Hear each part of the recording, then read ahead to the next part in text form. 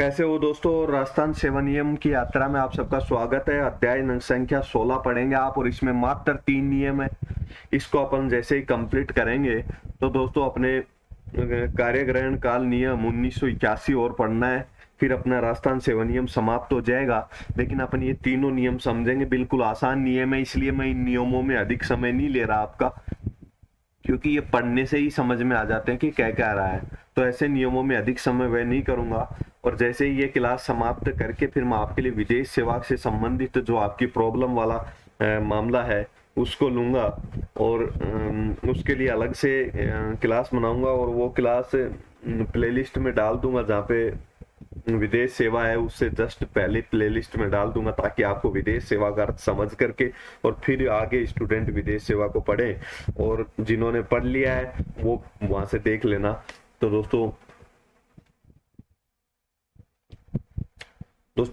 तीन पेज, इस क्लास में 3 पेज हैं, स्क्रीनशॉट ले लें। पेज नंबर 1 है ये, 2, पेज नंबर 3। दोस्तों तीनों पेज का स्क्रीनशॉट ले लें, 1, 2,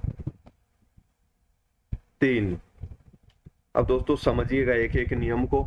नियम संख्या 165 है दोस्तों। नियम संख्या 165 क्या कहता है कि आरएसआर के दोस्तों राजस्थान सेवा नियम के पार्ट 2, दोस्तों पार्ट 2 अपने सिलेबस में नहीं है, लेकिन ये नियम में कह रहा है, नियम 165 कह रहा है राजस्थान सेवा नियम आरएसआर पार्ट 2 के परिशिष्ट 9 में दी गई है। क्या दी गई है?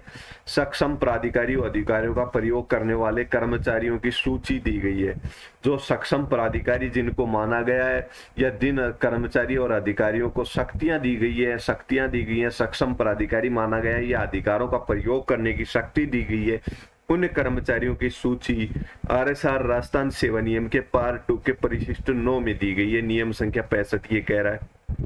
एक पॉइंट। दूसरा पॉइंट इसका ये है कि वित्त विभाग द्वारा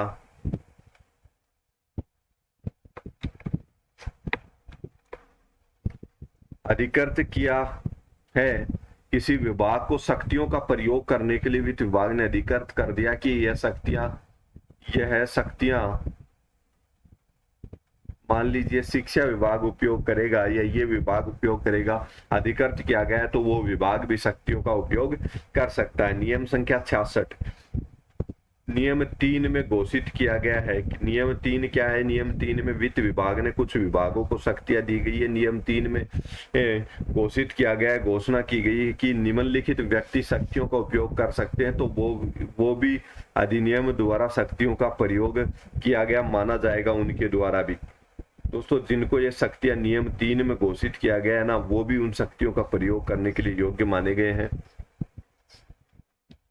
और ये अपना नियम संख्या 167 दोस्तों परिशिष्ट 9 में प्रदत्त प्राधिकारी केवल कौन सी शक्तियों का उपयोग कर सकते हैं? देखते को किसके ऊपर प्रयोग कर सकते हैं? प्राधिकृत प्राधिकारी या जिनको शक्तियां दी गई है वो किन पर उपयोग कर सकते हैं? वो प्रशासनिक नियंत्रण में आने वाले कर्मचारियों के मामले में केवल शक्तियों का उपयोग कर सकते हैं।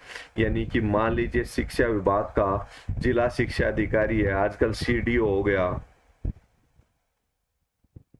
दोस्तों, सीडीओ है, मान लीजिए जिला का मुखिया है, तो वो दोस्तों शिक्षा अधिकारी है जिले का, तो दोस्तों वो केवल शिक्षा विभाग के अपने नीचे के अधिकारियों को ये आदेश दे सकता है, निर्देश दे सकता है, के मामले में अवकाश जारी कर सकता है, के मामले में शक्तियों का उपयोग कर सकता है। तो दोस्तों प्रशासनिक नियंत्रण वाले कर्मचारियों के मामले में ही परिशिष्ट 9 में दी गई शक्तियों का उपयोग कर सकता है। ये कह रहा है यदि कोई शक्ति नियमों में नहीं है तो वो शक्ति मानना किसी भी अधीनस्थ कर्मचारी के पास नहीं है।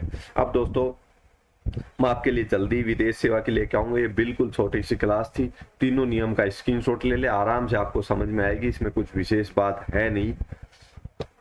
धन्यवाद दोस्तों। अब इसके बाद मैं आपके विदेश से वाला मामला सुलझा के और फिर कार्यग्रहण काल के संबंध में 1981 में अलग से नियम बनाए गए, तो कुछ 5 से 7 नियम है वो भी अपने सिलेबस में शामिल है। तो फिर कार्यग्रहण काल नियम 1981 पढ़ेंगे, और उसके 7 नियम तक अपन उसके नियम करेंगे, 6-7 नियम है उसमें। दोस्तों धन्यवाद दोस्तों।